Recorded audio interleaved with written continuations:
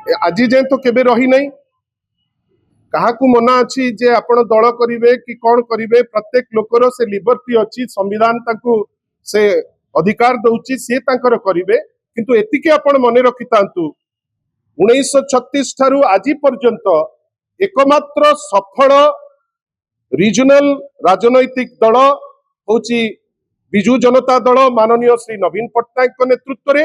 केते दल आसीचंती केते दल जाइचंती समस्त को फ्रीडम अच्छी से तांकर दल